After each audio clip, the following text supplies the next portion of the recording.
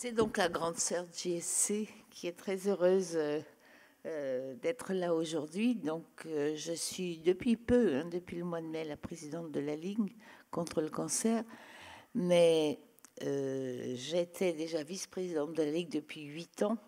Et donc, j'ai bien connu Damien, n'est-ce pas, Damien? Nous nous sommes rencontrés un grand nombre de fois.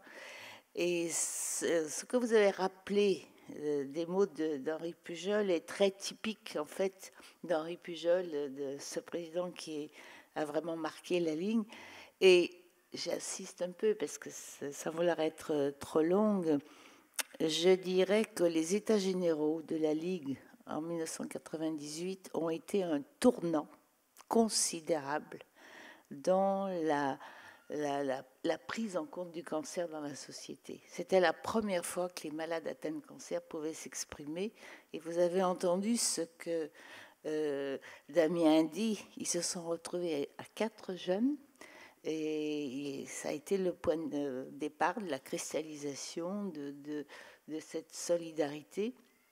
Et donc, c'est tout à fait exact que je n'étais pas à la Ligue à l'époque, mais que les jeunes de solidarité, le GSC étaient d'abord dans la ligne, et puis, eh bien, moi je dirais que c'était assez normal, que justement, parce que c'était des adolescents, qu'ils souhaitent prendre leur indépendance par rapport à leur mère, et même, je dirais presque à leur sœur, à leur grande sœur.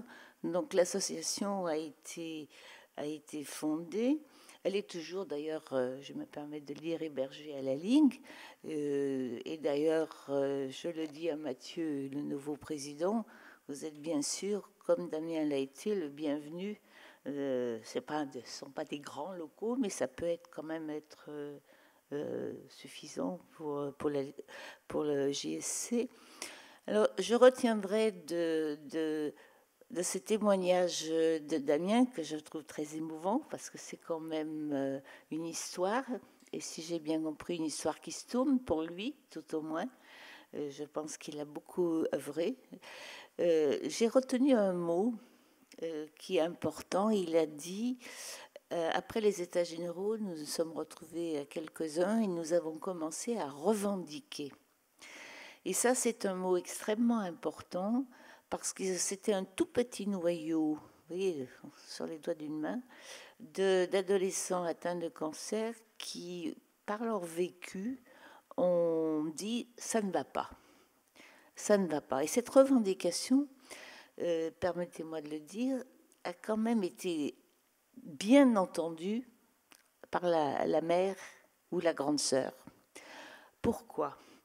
Parce que, si vous voulez, le message est passé auprès de la Ligue sur le fait que la situation des adolescents atteints de cancer n'était pas satisfaisante en France.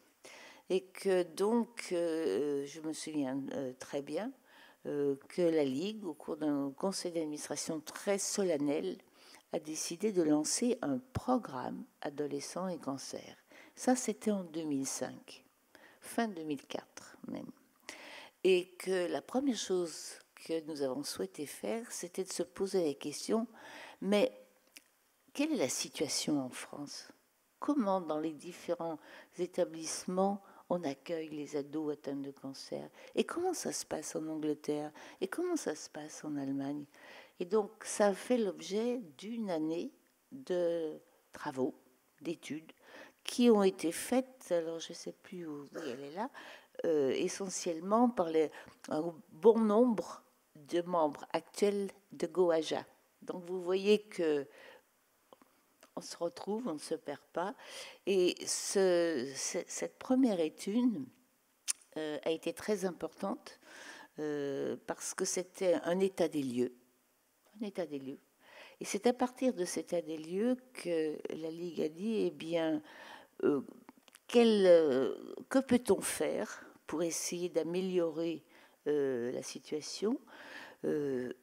Donc il fallait faire on aurait pu faire d'autres choix, mais le choix a été fait, comme Damien l'a rappelé, de dire, eh bien, nous allons lancer des appels à projets de recherche pour que tout ce qui peut être fait en termes de recherche pour améliorer la prise en charge des ados soit facilité. Donc c'est un appel à projet annuel depuis 2005. Je crois qu'on est en 2012.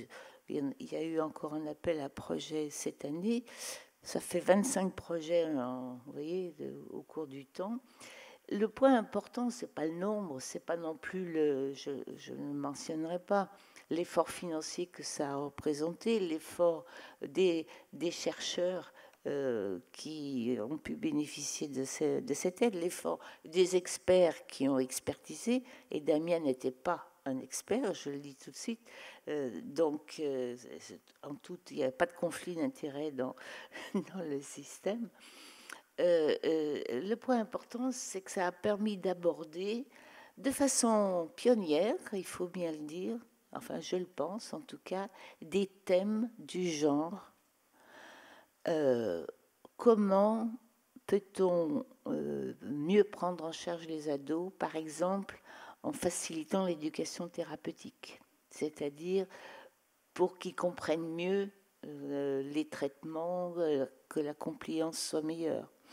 Ça a permis à Sarah Doshi de l'Institut Gustave Roussy de publier un livre sur la prise en charge psychologique, affective des ados, avec une étude, je vous la recommande, elle est passionnante, elle se lit vraiment comme on ne peut pas se dégager de ce livre une fois qu'on l'a ouvert.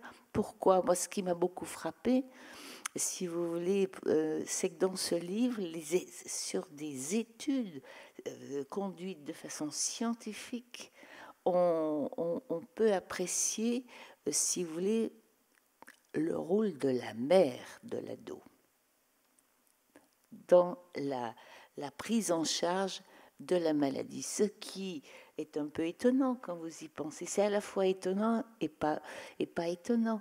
Mais les ados, vous le savez, correspondent souvent à une population un petit peu, je dirais, sinon en rébellion, en tout cas vindicatrice, revendicatrice aussi. Et on découvre que la mère, d'après toutes les analyses qui ont été faites, les études ont fait, joue un rôle central dans l'entourage nécessaire pour surmonter la maladie. Donc c'est un exemple. Bien sûr que les soignants jouent un rôle aussi très important, mais voir sortir de façon si évidente la mère, c'est très frappant. Et ça a beaucoup frappé, je le dis, ça a beaucoup frappé ceux qui ont lu cet ouvrage. Alors ça, c'est un exemple. J'en donne un autre exemple parce que c'est important aussi. Vous avez parlé, Agnès, de fertilité, préservation de la fertilité.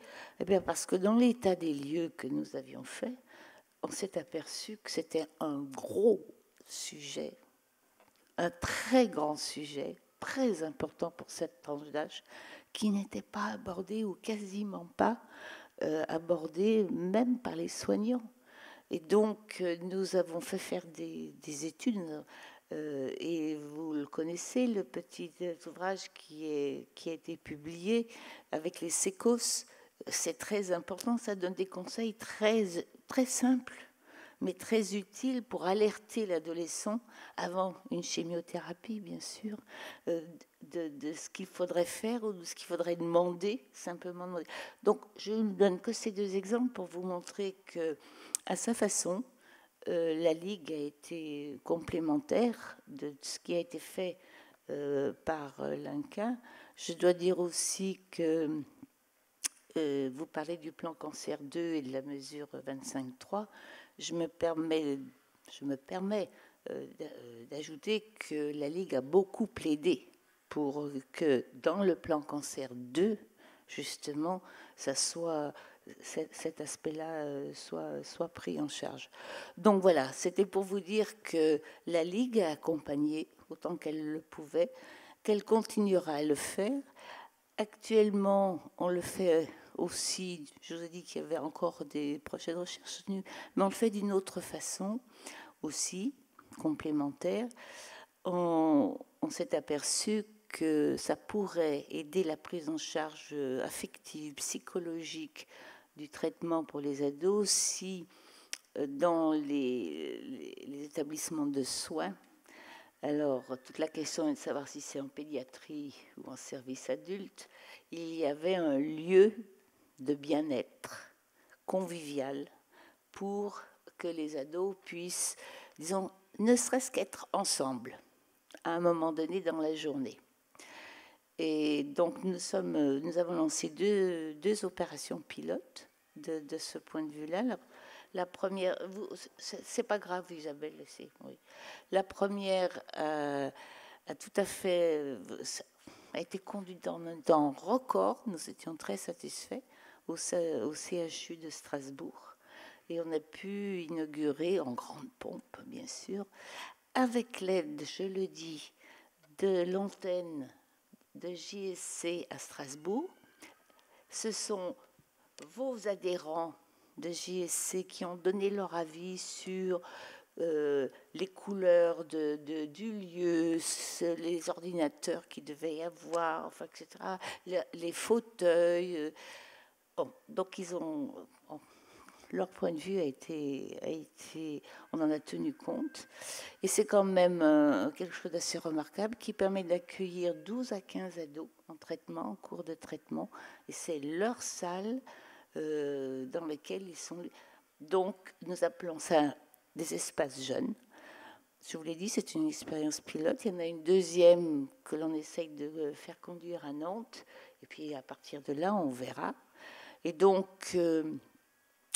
la Ligue continue et je me disais tout à l'heure au nouveau président, à Mathieu, que la Ligue qui héberge JSC peut, à mon avis, faire encore plus pour JSC si JSC, disons, accepte, bien que vous soyez tous des ados, de s'appuyer sur les forces vives territoriales de la Ligue, c'est-à-dire les comités départementaux. Puisque dans chaque département, il y a un comité de la Ligue. Et là, je pense que, et je serais prête à vous aider dans ce sens-là, convaincre les comités qu'ils aillent au-devant des ados de leur département, ce qui vous permettrait d'élargir vos adhérents et donc d'avoir une voix encore plus forte.